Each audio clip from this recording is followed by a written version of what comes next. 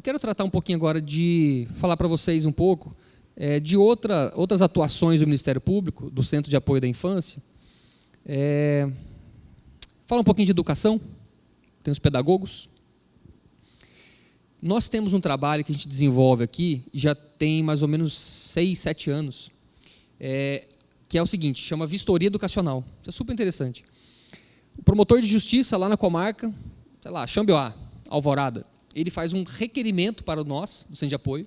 Aqui nós temos pedagogos, então ele faz um requerimento para que a gente vá até lá, até a comarca, para fazer um raio-x, traçar um diagnóstico de como está a situação educacional lá da comarca dele.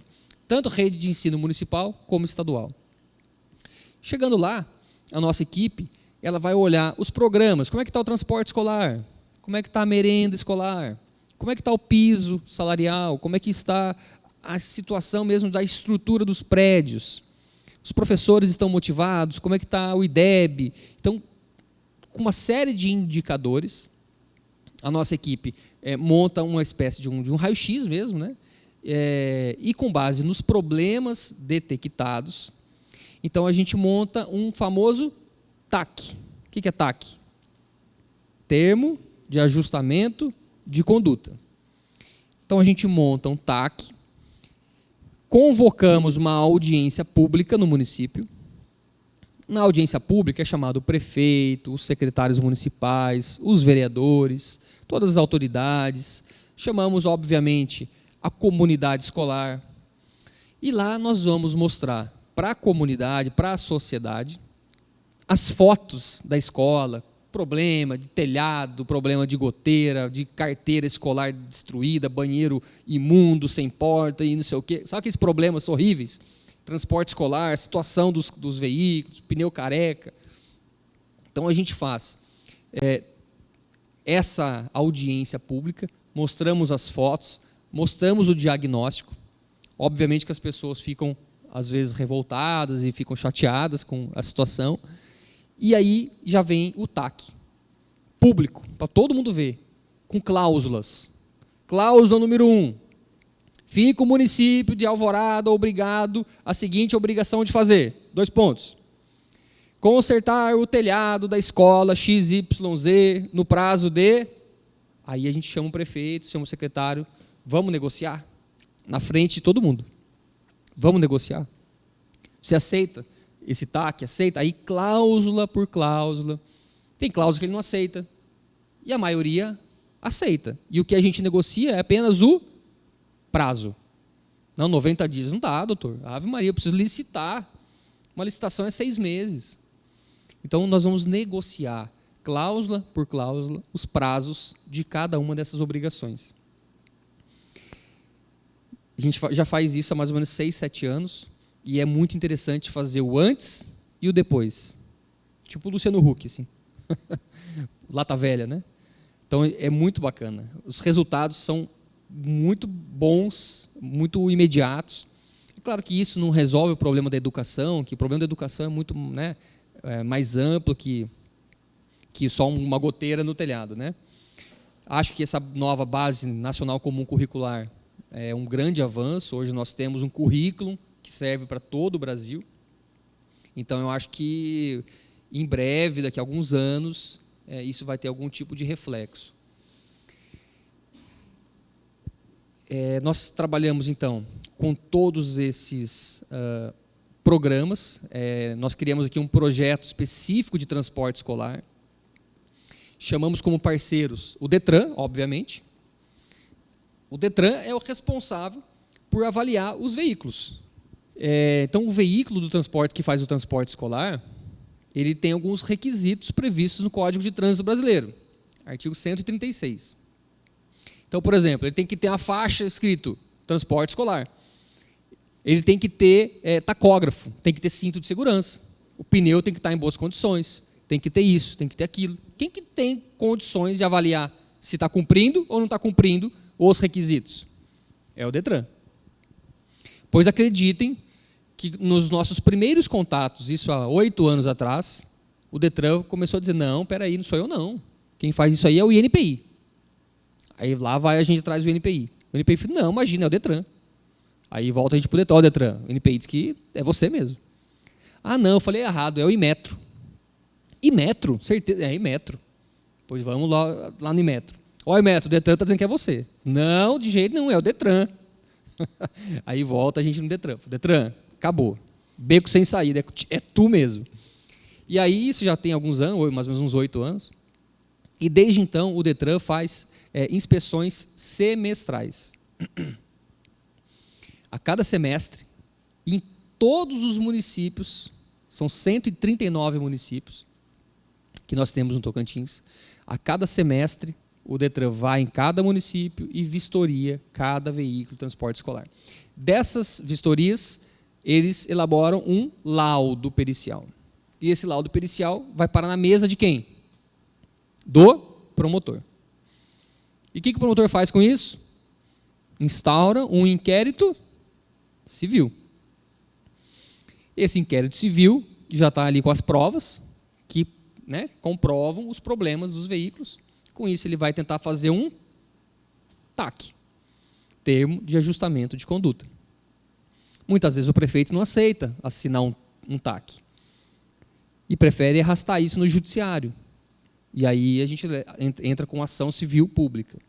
Uma ação civil pública para questionar esse tipo de situação, aí vai ter todo um processo, vai ter uma sentença, e tudo isso leva tempo. E às vezes é mais do que 6 meses. Nisso o Detran já veio e já fez uma outra vistoria, mostrando que os mesmos veículos apresentam os mesmos problemas.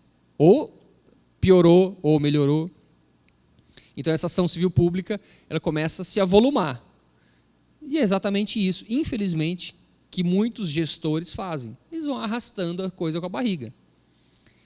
Então, existe hoje uma sensação muito clara do Ministério Público que não vale a pena judicializar, não vale a pena entrar com ação.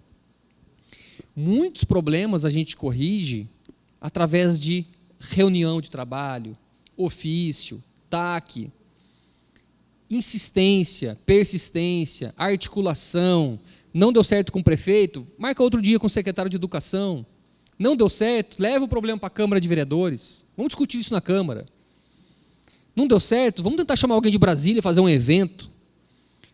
É o tal em alemão tem uma palavra que significa constrangimento público, é um constrangimento do bem. Então, muitas vezes, você faz um evento e chama lá o prefeito, mostra a situação. Vocês estão me entendendo? Então, assim, hoje em dia nós usamos algumas técnicas de mediação, conciliação, que é muito mais exitoso do que entrar com uma ação civil pública, ou uma ação qualquer. A ação tem todo um tempo de tramitação. O judiciário precisa respeitar o devido processo legal, o contraditório, a ampla defesa. Então, o prefeito tem que ser citado. O primeiro passo do processo não é a citação?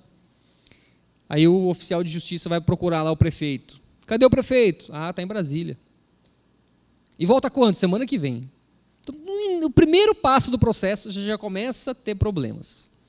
Aí na semana que vem, quando chega lá, cadê o prefeito? Ih, está na cidade vizinha, num evento, tal. Não acha de novo. E volta quando? Amanhã à tarde ele está aí. Aí você vai lá à tarde, cadê o prefeito? Ih, saiu de novo, está lá na fazenda dele, não sei o quê. Um mero ato de citação, que era para ser tão simples, às vezes se arrasta durante meses. Então, é um problema. Processo é sempre um problema. Então, o Ministério Público tem hoje essa consciência de que, quando você quer resolver, o que você não deve fazer é entrar com uma ação. Vou te dar um exemplo para vocês do que aconteceu comigo em Araguaína. Promotor da infância, novo na carreira, cheguei lá, os meninos que praticavam ato infracional. Roubo, estupro, homicídio, casos gravíssimos. Para onde que eles eram encaminhados? Não tinha local. Não tinha uma unidade de internação. Então, eu de imediato, entrei com a ação civil pública. 2006. Essa ação de 2006, tramitou, foi chegar no STF. Ministro Gilmar Mendes, no dia de 22 anos, mais ou menos, de promulgação do Estatuto da Criança, deu a decisão final, dizendo que tinha que construir.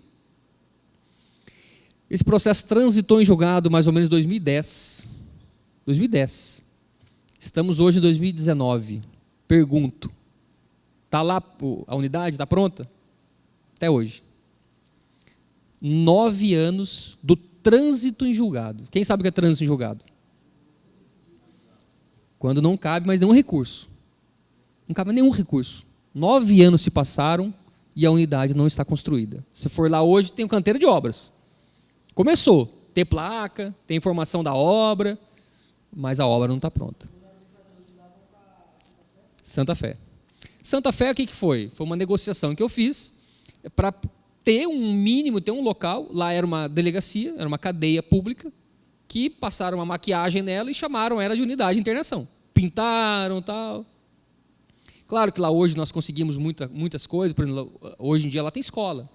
Antes não tinha nem escolarização, nem profissionalização, saúde. Então esses adolescentes precisam de ter um tratamento razoável, porque a gente imagina devolvê-los para a sociedade melhor do que quando eles entraram. Se for para devolver pior, melhor não entrar, porque o processo é de ressocialização, né? Então, esse exemplo meu do CASE é um exemplo até citado aí quando outros colegas dão palestras, porque é um caso bastante emblemático da falta de efetividade, muitas vezes, de uma ação judicial. Infelizmente. Tá, mas ele descumpriu. Quem que descumpriu? Foram os governadores. Quais governadores? Nesse período que eu estava lá, foi o Marcelo Miranda. Hoje vocês devem ter visto a notícia onde ele está, né? Marcelo Miranda e o Gaguin. Tá, mas então se eles descumpriram ordem judicial, não acontece nada com eles? O que eu podia fazer? Bom, entrei com ação penal pelo crime de desobediência de uma decisão judicial. Deu alguma coisa? Não, deu nada. Na esfera civil, deu para entrar com as execuções das obrigações de pagar quantia certa. O que é isso? Execução da obrigação de pagar quantia certa. Veja bem, a decisão determinava uma obrigação de construir, vírgula, sob pena de pagar multa diária. Multa diária, pelo atraso. Então eu somei o valor da multa diária, vezes o número de dias que eles já estavam descumprindo, e isso deu um valor em reais. Deu lá uns 400 mil reais para um, 300 mil reais para o outro. Foi mais ou menos esses valores. Então, esses valores, eu fui de novo para a justiça com uma execução, pedindo a penhora de bens pessoais deles para adimplir essa dívida. Isso deu certo. Imóvel, casa, um monte de coisa aí foi penhorada. Depois, obviamente, eles recorreram disso também, uma série de problemas. O que mais que deu para fazer? Entrei com um pedido de intervenção federal. Por que intervenção federal? Porque a própria Constituição Federal diz que quando um poder interfere no outro, ou seja, o poder executivo não tinha que cumprir a ordem do poder judiciário? Tinha. Os 3 poderes não tem que ter uma convivência harmônica e pacífica? Isso está na Constituição. Então, um poder não pode interferir no outro. Se o poder judiciário disse faça, o executivo tem que fazer, sob pena de intervenção federal. Isso é julgado por quem? Pelo Tribunal de Justiça. O Tribunal de Justiça que deveria zelar pela própria força, pela sua própria decisão, julgou improcedente. Enfim, então assim, como promotor de justiça, você tem as suas limitações. Entrei com ação de improbidade administrativa. Essa foi também julgada procedente. Os 2 foram condenados numa ação de improbidade. A ação de improbidade é a Lei 8.429, de 92, que tem como pior dos mundos para um político a perda da função, perda do cargo e proibição de se candidatar a um novo cargo durante um período X. Isso eles foram condenados. Só que esses 2, né, só para citar exemplos, já foram condenados em tantas dessas ações que foi só mais uma, né? Então é difícil trabalhar política pública, e essa nossa reunião aqui, o tema é o Ministério Público no fomento e na articulação de políticas públicas. Então, estou tentando enveredar com vocês nesse tipo de conversa sobre como a gente tem o poder, como a gente faz para tentar interferir na criação de políticas públicas. Então, eu estava falando de educação. Então, veja bem, quando o Ministério Público vai numa cidade, faz um raio-x de uma comunidade escolar, de um sistema de ensino, seja estadual, seja municipal, nós estamos falando de política pública, né? Política pública de educação. Um outro assunto que a gente tem trabalhado muito numa política pública, recentemente, é sobre a questão da violência.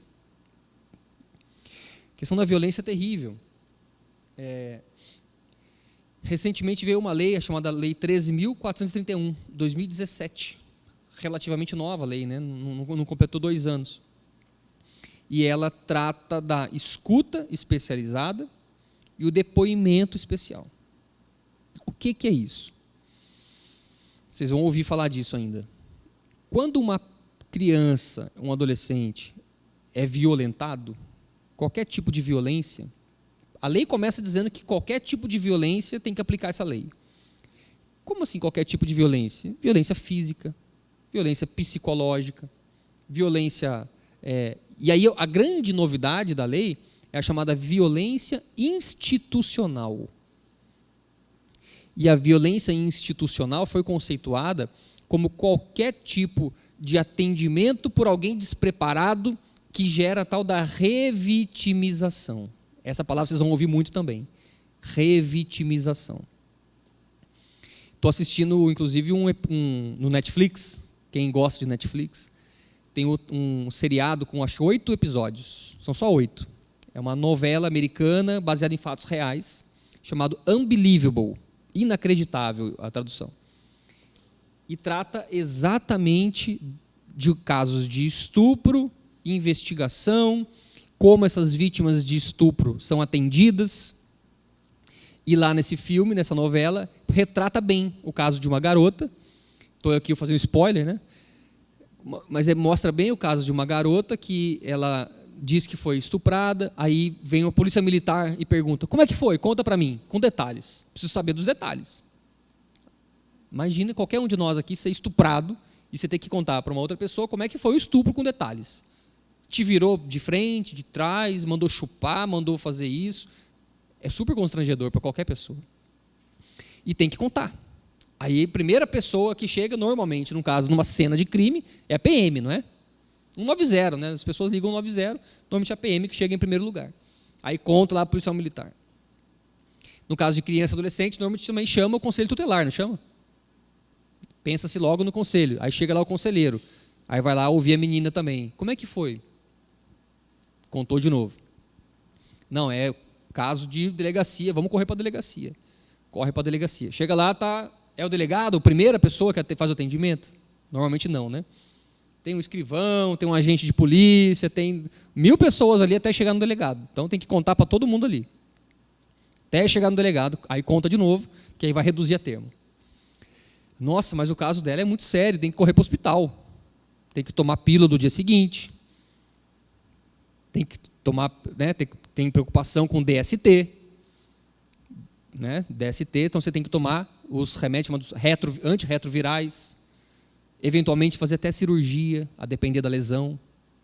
Lá no hospital, imagina se ela tem que contar para a enfermeira, para o enfermeiro, para o médico, para o atendente, para todo mundo, né?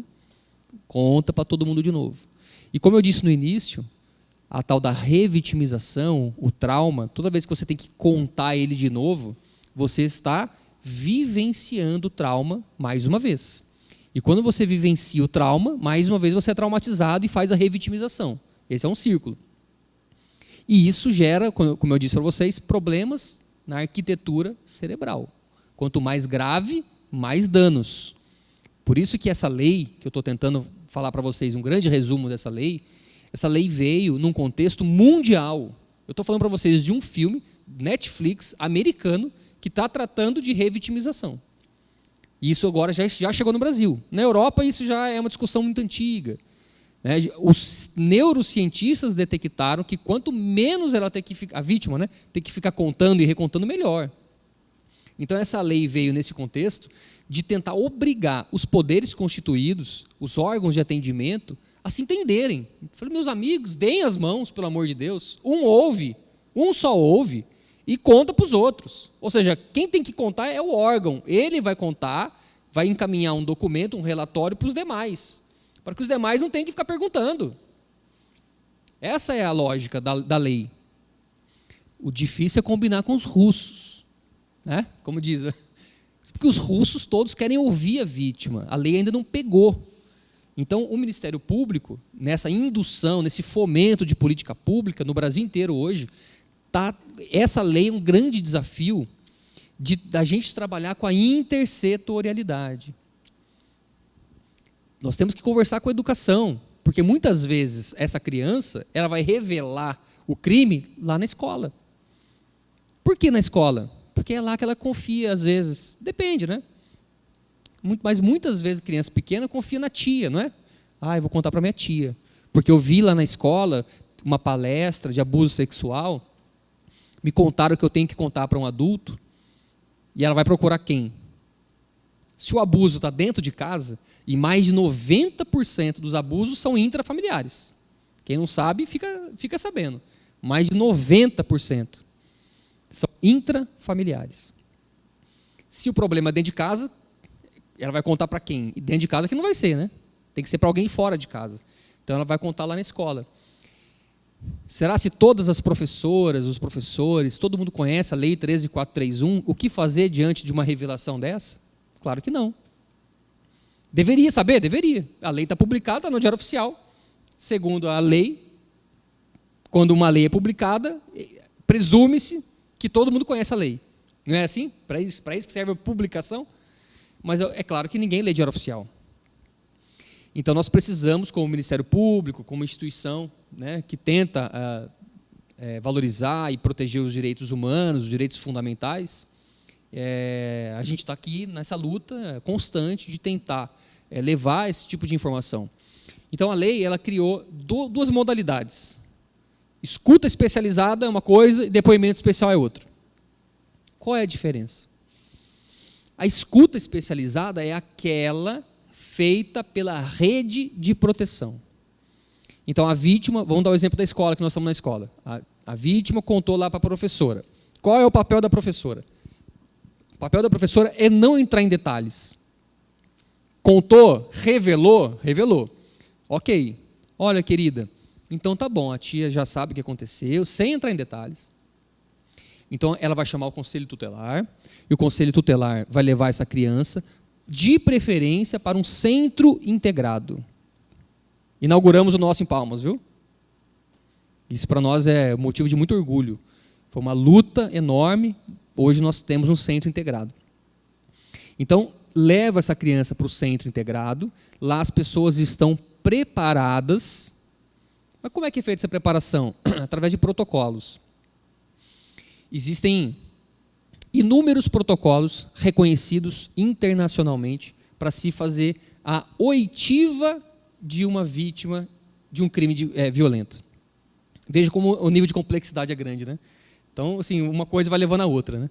Então, existem protocolos com passo a passo de como se faz para ouvir uma vítima. Pode? Essa forma é a regra, né, que deveria ser. Mas, na realidade, não é assim.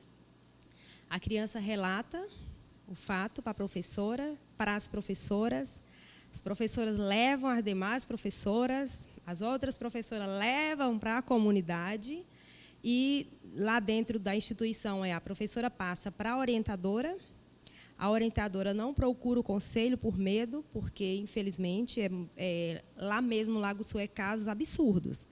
Só que a gente fecha os olhos, porque aconteceu um caso recentemente, a orientadora chamou a mãe, e a mãe queria saber quem eram os rostos das professoras. Ou seja, ela já ameaçou as professoras. Se isso for adiante, quem vai pagar são as professoras. E aí a orientadora só relatou lá e, infelizmente, é assim. E com relação à lei, é muito pouco cobrado. Os professores não conhecem nem a LDB, quanto mais as leis que são... Pois é. Então, como eu estava dizendo, é um grande desafio, né? É uma lei ainda nova. O Estatuto da Criança é de 1990. Pergunto, de 90 para cá, quase 30 anos se passaram. O Estatuto, na sua plenitude, foi implantado? Não. Imagina uma lei de só 2 anos. Então, assim, eu não tenho a pretensão de, em 2 anos, conseguir fazer a lei funcionar de maneira perfeita. Mas aqui em Palmas, nós já fizemos 2 eventos convidando a comunidade escolar, convidando as professoras, né, para receber esse tipo de capacitação. As que vieram, hoje em dia, já sabem como proceder, né? Então, o nosso desafio é ir em todas as escolas, é fazer palestras. Só que aí os meus processos estão na minha caixa, né? Então, é isso que é o difícil, você conciliar o papel extrajudicial, de você sair do gabinete, de você ir até a sociedade, ir até as escolas. É difícil você conseguir fazer tudo isso e também dar conta dos processos. São muitos processos. 13.431. 13431/2017. Então, eu estava dizendo da diferença entre escuta especializada e depoimento especial. Escuta especializada é aquela feita pela rede. Então, na escola, na igreja, na família, no centro social, no CRAS, no CREAS, em algum local, essa vítima vai fazer uma revelação de que sofreu um abuso. Então, a ideia é que todo município tenha um local, que pode ser um centro integrado de preferência, mas que tenha um local, vamos supor que seja o CREAS. Tem algum problema? Não. Desde que as pessoas do CREAS sejam capacitadas de acordo com os protocolos. Então, essa vítima vai ser ouvida. Esse documento vai servir, essa oitiva da vítima, vai servir para disparar todas as intervenções em rede necessárias para essa vítima. Então, essa vítima muitas vezes pode estar fora da escola, questões sociais, pai, mãe, abusos, negligências, questão de saúde. Então, muitas intervenções podem ser necessárias por órgãos diversos. Tá? Então, o Conselho Tutelar aplica medidas de proteção. Então, essa é o primeiro momento que a vítima vai ser ouvida. Tá? E a partir dessa oitiva, que a gente espera que seja única, né, vão ter várias intervenções. Tá. Passado esse primeiro momento, essa vítima vai ser levada para a delegacia. Afinal de contas, ela foi vítima de um crime. Muitas vezes é estupro mesmo, estupro de vulnerável. Artigo 217-A do Código Penal. Se ela foi vítima de estupro, ela vai ter que ir para a delegacia. Lá na delegacia, aí entra a questão do depoimento especial. Então, escuta especializada pela rede de proteção. Quando é levada para a delegacia ou para o fórum, ou seja, delegado e juiz, essas duas autoridades, aí o nome muda. Aí já chama depoimento especial. E como que tem que ser esse depoimento especial? Da mesma forma que nós temos a preocupação lá no início, nós temos aqui também, de que essa vítima seja ouvida num ambiente acolhedor, um ambiente tranquilo, em que ela possa, com segurança, se manifestar. Então, no fórum nós conseguimos, agora também, questão de 20 dias atrás, esqueci seu nome? Murilo, não sei se você viu, no primeiro piso, depois da brinquedoteca, aquela área onde ficam as crianças brincando, no final do corredor, última sala à esquerda, lá é a sala de depoimento especial. Então, ali no Fórum de Palmas, e é o único fórum, por enquanto, que tem, né, de todas as 42 comarcas, mas aqui foi outra conquista, através de um inquérito civil meu. Estou aqui querendo me gabar, não, mas assim, são resultados concretos, que eu acho muito legal divulgar. Então, hoje nós temos essa sala. Como é que funciona? Tem uma antessala, a criança chega com o pai, com a mãe. Tá? Em seguida, ela vai ser preparada por alguém que vai explicar como vai funcionar a audiência. Essa sala, ela está toda, uma sala pequena, fechada, toda com câmeras e áudio, ou seja, áudio e vídeo. E essa criança, esse adolescente que foi vítima, ela não vai mais ter que participar de uma audiência tradicional. Quem já foi assistir a audiência no fórum? Já viu lá as salas de audiência, juiz, promotor, advogado, às vezes 3, 4 advogados, estagiários e 1000 pessoas. Imagina uma criança lá, de 7, 8 anos, tendo que contar como é que foi o abuso sexual que ela sofreu. Dá para se colocar no lugar dessa criança, não dá? É terrível. É a revitimização. É o próprio Poder Judiciário revitimizando. Então, para isso que a Lei 13.431 determinou que cabe, então, ao Fórum, ao Poder Judiciário, criar salas para fazer o depoimento especial. Então, ela fica separada, ela fica em outra sala, tem um cabeamento no telhado, no teto, que vai levar tudo isso para a sala de audiência, onde está o juiz, está o promotor. E junto com essa criança em poltrona muito parecida com essa preta que eu estou aqui, são duas. Uma vai sentar a vítima, outra vai sentar a mediadora, que está capacitada, veio equipe de fora, de outro estado, treinou a nossa equipe do GEGEM, o GEGEM que não existia e o CNJ mandou criar. Vejam como tudo é um encadeamento. Então, essa equipe vai fazer as perguntas para essa vítima nesse local fechado e nós lá em outro andar, em outra sala, estamos vendo tudo através de um monitor. Ou assistente social ou psicólogo. E esse assistente social ou psicólogo está com um ponto no ouvido aqui, ó, tá? E nós lá temos microfones. Então, quando chega o momento de a gente fazer perguntas, o promotor e a defesa, as perguntas chegam para esse mediador no ponto. Olha, pergunta para a vítima, quantas vezes ela foi abusada? Qualquer tipo de pergunta que você queira fazer, quem vai ouvir é só o mediador num ponto eletrônico. E isso é fundamental. Porque eu já vi a audiência tradicional, infelizmente eu vi uma cena como essa, um advogado insensível, grosseiro, enfim, uma pessoa que fez a seguinte pergunta para uma criança. Perguntou se a criança gozou no momento que estava sendo violentada, querendo provar com isso que para ela foi bom, então isso não é crime. Sei lá que loucura é essa. Óbvio que o juiz falou, essa pergunta está indeferida, doutor. Essa pergunta é um absurdo. Grande coisa ele ter indeferida a pergunta. A criança não ouviu a pergunta? Ele não deveria ter feito a pergunta, entendeu? O que eu quero dizer é o seguinte, se hoje em dia, com esse novo sistema, vier uma pergunta completamente impertinente como essa, quem vai ouvir a loucura é só o técnico. A criança está preservada. Tá? Brigas judiciais, discussão entre o juiz com o promotor, com todo mundo se pegando na audiência, a vítima está vendo essa cena? Não. Às vezes ela está ali com uma bonequinha, ela está brincando, tem uns negocinhos de montar, tranquila, ambiente calmo, acolhedor. Enquanto isso, o circo está pegando fogo em outro andar. E só a técnica que está ouvindo tudo isso. Então, é um mecanismo importante, que, assim, em outros países já acontece há muitos anos. O Brasil, em desenvolvimento, como está, né, demorou para chegar lá. Quer fazer pergunta? Sim, em relação à conscientização da população, como a colega falou, existem muitos professores, entre outras pessoas, que não sabem o que fazer diante dessa situação. Eu já estive numa situação parecida, eu estive com algumas pessoas ali na fronteira de La Paz, do Brasil com o Uruguai, e tive contatos com crianças uruguaias que tiveram sofrido abusos sexuais. Criança de 4 anos, eu estava com um grupo de pessoas e percebemos, a gente estava fazendo um evento com crianças, que uma das meninas não gostava de ficar perto dos homens que estavam ali. Toda vez que chegava um homem perto, a criança chorava.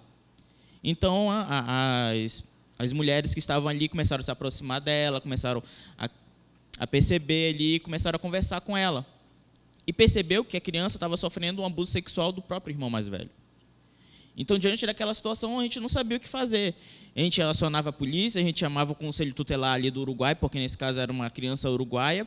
A gente não tinha ideia do que fazer ali. A gente entrou em contato com a mãe, a gente conversou com a mãe, a gente trouxe ali a conscientização para a mãe, mas diante daquela situação paralisou, porque a gente não sabia como proceder com aquela situação. Então, eu queria saber o que tem sido feito para trazer essa conscientização das leis, do que uma pessoa pode fazer diante de uma situação dessa.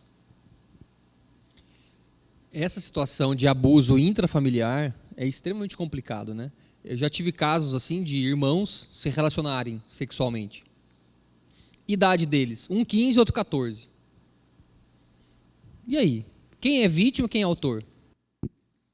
E quando não é irmão? Casal de namorados. Os dois com 14 anos. Ou os dois com 12 anos, para entrar no conceito de vulnerável.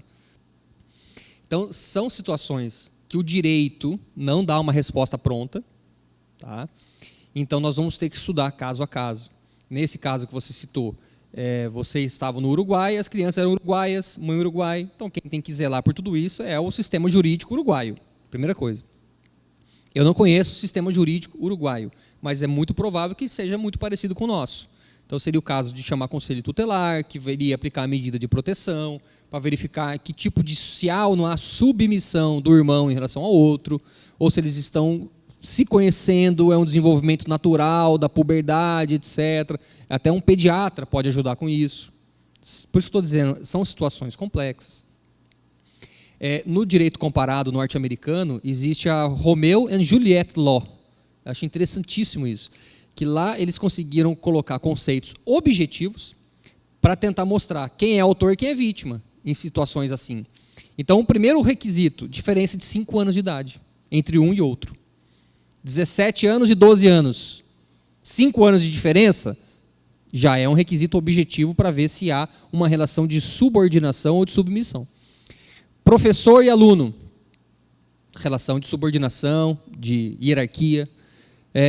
Padre e fiéis, pastor e fiéis. Então, qualquer tipo de relação de subordinação, de hierarquia, nesse direito comparado norte-americano, é um indicativo claro e objetivo que nós temos para mostrar que aquela pessoa é autora de um crime e o outro é vítima.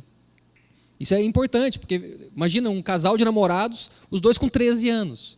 E a gente sabe que no Brasil, segundo o conceito de estupro de vulnerável, é vulnerável, não tem consentimento para manter relação sexual as crianças com menos de 14 anos. E esse requisito é objetivo. Menos de 14 anos, se você se relacionar com alguém com menos de 14 anos, você necessariamente está praticando estupro. É crime. Todo mundo sabe disso, é crime. Você não pode ter relação sexual com uma pessoa com menos de 14 anos, porque é crime. Você vai ser preso. Mas e se os dois têm 14? Se os dois têm 13? Quem é o autor e quem é vítima? Não dá para saber. Concordam? Então, é bacana usar esse paradigma, né, do direito comparado para arquivar um caso desse. Você vai ter que arquivar. A menos que tenha violência. Violência ou grave ameaça. Faca, arma de fogo na cabeça, tira a roupa, aí não, aí é estupro. Aí é estupro. Agora, um casal de namorados que está se desenvolvendo, conhecendo a sexualidade, e os dois mantêm uma relação sexual, que não tem autor, não tem vítima. É algo natural, natureza mesmo. O que mais? Conscientização. No Brasil existe o 18 de maio, não sei se você já ouviu falar, o dia 18 de maio é o Dia Internacional de Combate à Exploração Sexual de Crianças e Adolescentes. No dia 18 de maio, todas as instituições que trabalham com o tema fazem-se inúmeros eventos, televisão mostra, rádio. Fora o 18 de maio, a semana inteira do 18 de maio, né, tem bastante divulgação. Fora o 18 de maio é uma coisa ou outra. Um evento aqui, outro evento lá. Essa lei que eu falei da 13431, foi importante a chegada dela, porque ela deu bastante visibilidade ao assunto, né, e fizemos inúmeros eventos sobre esse tema, inclusive aqui. Só aqui, no Ministério Público do Tocantins, eu devo ter feito acho que 3 ou 4 eventos para tratar só disso, trazendo palestrantes de fora. Tá? Em seguida veio um decreto federal, o decreto 9.603, que regulamentou a lei 13431. Inclusive, se quiser anotar, decreto 9.603. Inclusive, lá fala o que cada um tem que fazer. O que tem que fazer a assistência social, o que tem que fazer a segurança pública, o que tem que fazer a educação. Então, o que 2018. Então, quando veio o decreto, também vieram inúmeros outros eventos para tratar desse assunto, para fazer exatamente essa questão da divulgação. Você quer fazer pergunta? Quer? Na verdade, não é nenhuma pergunta. Tocou muito no assunto que a colega falou, que professores, diretores, médicos sempre passam por momentos de crianças confessarem a eles algum trauma vivido, agressão, algo relativo. E lá no ECA tem, eu acho que esse ponto falando sobre isso, que o profissional da área que se submete a esconder, a manter aquilo em segredo, ele tem o risco de sofrer as consequências. Então, tanto os profissionais quanto a sociedade, ao ver um depoimento da criança, tem que haver a denúncia do mesmo. Me corrija se eu estiver errado. Excelente colocação. Eu ia falar e tinha esquecido, comecei a falar de outro assunto. Realmente, no Estatuto da Criança, existe a questão da notificação compulsória. Tá? Então, os profissionais de educação e saúde, expressamente, quando tem o conhecimento de que uma criança... e lá fala o seguinte, inclusive, não precisa ter a prova, basta ter a mera suspeita. Depois você dá uma olhada no artigo 13.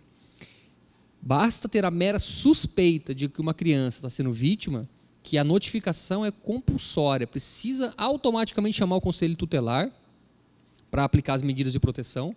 E se não fizer isso, existe um artigo lá no final do Estatuto que fala da sanção administrativa, da representação administrativa, cuja pena é uma sanção, uma multa, que varia de 3 a 20 salários mínimos. Então, é no mínimo R$3.000 de multa, que vai de 3 a 20 salários. E digo mais, a depender da situação, a gente pode usar, inclusive, o artigo 13 do Código Penal, que é a omissão penalmente relevante. Se a omissão de alguém puder, de alguma maneira, trazer nexo de causalidade para um estupro, vou dar um exemplo. O pai estupra a filha e a mãe sabe e não faz nada. Essa omissão da mãe está contribuindo para o estupro do pai. Então ela vai responder pelo mesmo estupro. Pelo mesmo crime. Os dois vão ser denunciados como estupradores, os dois. Um pela ação e a outra pela omissão.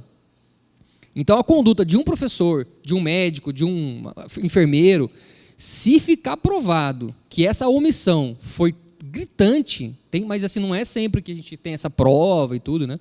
Mas assim, em tese, é tão grave que pode ser denunciado pelo crime que o outro está cometendo, de tão grave que é. Então, assim, artigo 13 diz lá da necessidade de sempre acionar o Conselho Tutelar do Estatuto, e essa lei que você anotou, a 13.431, também fala a mesma coisa. Então, hoje nós temos 2 leis dizendo a mesma coisa. Mas quando, por exemplo, uma criança chegou lá machucada, o professor tem que comunicar imediatamente ao orientador. O orientador vai lá, faz aquilo tudo, chama a família, e a mãe acusa o CEMEI. Não foi em casa, foi aqui, se vocês fizerem... E aí? A instituição ela é pública. A prefeitura não quer nem saber de problema, disso, daquilo. O que ela quer? Deixa para lá. Não, mas aí a situação então, assim, é bem... Aí, nesse caso que você citou, o exemplo é completamente diferente. Não, você tem certeza que a criança foi estuprada. E a orientadora chama a família, né? Porque é o primeiro caso que ela... A primeira pessoa... É que você falou assim, a criança chega machucada. Eu fiquei imaginando assim, um ralado no joelho. Não. Você está dizendo, ela chega sangrando, as partes aí, íntimas. A professora tem que entrar em contato com a orientadora chama a mãe, né, que é responsável. A mãe culpa a instituição. Não, foi aqui, a mãe tem consciência. Sim. Mas ela diz, foi aqui, foi ela que machucou no parquinho, foi ela que aqui, foi isso, foi aquilo. Olha só, é boa, a sua pergunta é boa para a gente tentar colocar assim, as responsabilidades de cada um. Então, cabe à escola, diante de uma situação como essa, acionar o conselho tutelar. Ponto. Se a mãe vai alegar que foi na escola, que foi não sei aonde, isso é um problema que nós vamos resolver lá na justiça. Tá. Vou falar quanto orientadora. Aciono o conselho tutelar. Relatei o caso. O caso vai chegar até a Secretaria de Educação. O que a Secretaria de Educação vai fazer? Vai me afastar como orientadora, porque eu não deveria ter passado esse caso para o Conselho Tutelar. Se isso acontecer, então, cabe o quê? Mandado de segurança seu contra o município, porque o município está praticando um ato ilegal. E como você está falando de políticas públicas, né, infelizmente não tem a educação, eu falo de Palmas. Nem leis, como eu digo, essas leis eu nem sabia, não conhecia, nunca fui convidada para participar. Eu vou até questionar sobre a orientadora, se ela já foi em algum momento convocada, convidada para participar. Não tem uma conscientização, não tem um interesse.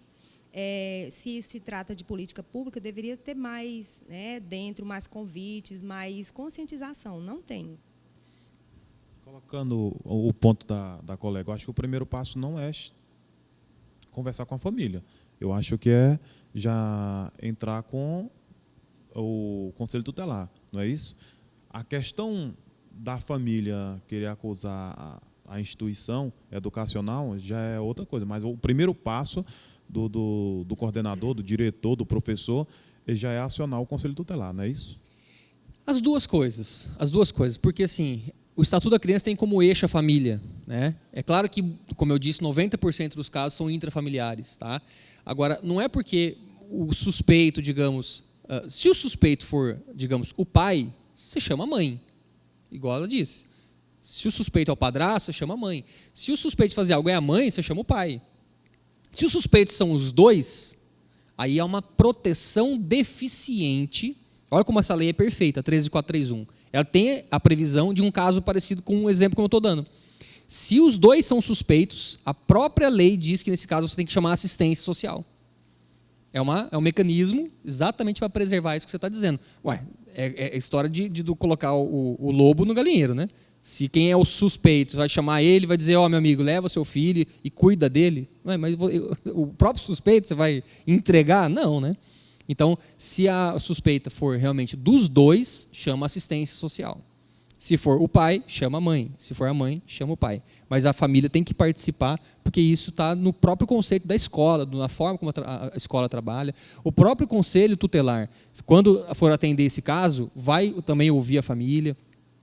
E, evidentemente, gente, quero deixar uma coisa bem clara também, isso eu acho super importante. O conselho tutelar, ele tem o papel de fazer investigação? Ele faz a investigação? Porque vocês concordam que esse caso tem que ser investigado? Tem que ser investigado. Exatamente. Então, quem vai investigar o crime não é o conselho tutelar. E tem gente que confunde isso e exige do conselho uma investigação. O papel do conselho não é esse. O papel do conselho é verificar se a criança está em situação de risco. Constatou o problema, nesse caso, está sangrando, pelo amor de Deus, para onde tem que correr com a criança sangrando? Para o hospital. Não é para a delegacia. Em primeiro lugar, correr para o hospital. Atender a saúde em primeiro lugar. E lá no hospital, então, dali nós vamos desencadear, né, ofício para a delegacia, IML, fazer laudo pericial. Todos os procedimentos vêm depois. Primeiro é a saúde. E quem vai fazer a investigação toda, em Palmas, é a DPCA. O que é DPCA? Delegacia de Proteção à Criança e Adolescente. Hoje, aqui em Palmas, nós temos uma delegacia especializada. Uma delegada que está indo em evento, eu encontrei com ela em eventos em Brasília, está super bacana. Nós estamos muito bem representados, a doutora Ana Carolina. Tá? Então, vocês têm uma grande parceira, doutora Ana Carolina. Assim, como eu falei, eu trabalho com jovens e com adolescentes. Eu trabalho com jovens e adolescentes dentro da igreja. Então, muitas vezes, eu sento com eles para ouvir ele como conselheiro espiritual. E existe a questão da lei do confessionário. Então, eu sento com eles para conversar e um jovem de 14 anos me abre que, com 6 anos, ele foi estuprado pelo pai. Só que eu, como conselheiro, eu posso aconselhar ele e não posso recorrer à polícia.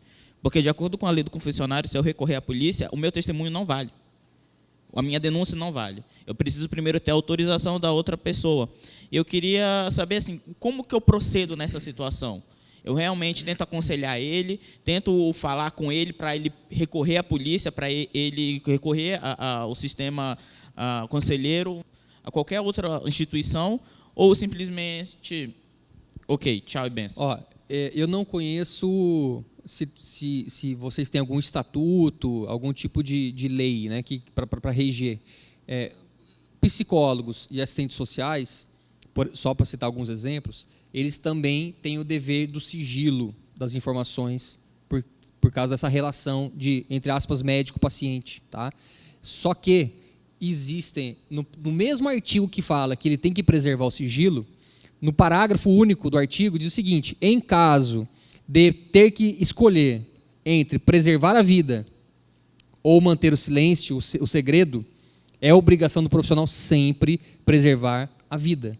Porque são dois objetos, digamos, de direito, né? Você tem que avaliar numa balança qual desses dois pesam mais. Manter um sigilo ético profissional, ou preservar alguém que está sendo estuprado, preservar a vida. Então, os próprios códigos de ética dessas profissões, assistente social, psicólogo, são expressos, que muito embora eles tenham um dever de sigilo, nesse tipo de situação eles são obrigados a agir. Então é provável que você encontre algo similar também nessa profissão, não sei se é profissão, é sacerdócio, né? Então, em último caso, não sei se isso seria o caso, mas o Ministério Público, a polícia, nós temos o sistema de denúncia anônima. Então, dá para entrar lá, denúncia anônima. Dá para entrar lá, dizer o que foi que aconteceu e não colocar o nome. O fato, o mais importante é que o fato, a denúncia, o fato, vai chegar até um promotor, vai chegar até um delegado, e isso vai ter uma apuração, independentemente de ter alguém representando, denunciando. Tá? Isso é completamente possível. Eu acho que deu para a gente conversar de diversos assuntos. Espero que vocês tenham gostado. E os assuntos na área da infância, como vocês perceberam, eles são muito extensos. Né? Tem toda uma área da proteção. A divisão que a gente faz nas promotorias, Brasil afora, é essa. São as promotorias de proteção, que vão cuidar de toda essa área de conselho tutelar, destituição do poder familiar, colocação em família substituta, família acolhedora, guarda subsidiada, abrigos, toda essa parte fica com essas promotorias. E tem as promotorias que cuidam apenas do ato infracional, que tem toda uma política por trás do ato infracional. Recentemente, nós conseguimos uma atuação nossa também no fomento de política pública, que é o nosso assunto aqui. Fomos em Brasília conversar com a doutora Raquel Doge, presidente, né, Procuradora-Geral da República, e ela tem assento no Supremo Tribunal Federal. E o Supremo Tribunal Federal é quem está responsável pelo processo que está fazendo a recuperação de mais de R$1 bilhão da Lava Jato. Isso passou também em todos os canais da imprensa. E nós conseguimos, através de articulação nossa, dos promotores da infância, convencer a doutora Raquel Doge, a ela convencer os ministros do Supremo a destinar R$100 milhões para a política socioeducativa. Então, assim, o Ministério Público tem hoje essa infiltração, essa proatividade, tá? Que não quero convencer ninguém aqui a ser promotor, mas vejam como é uma profissão que você realmente não fica parado, só se você quiser ficar parado, porque tem muito serviço. Política pública no Brasil tem toda essa dificuldade de fazer a efetiva implantação, por inúmeros problemas, falta de vontade política, falta de custeio, falta de investimento público. Nessa área mesmo socioeducativa, nós temos um déficit de vagas gigantesco no Brasil, na área da educação, na área da saúde, a tal da rede de atenção psicossocial. Então, assim, trabalho é o que não falta. Então, meus amigos, espero que vocês tenham gostado, espero de alguma maneira ter contribuído com vocês. Um grande abraço.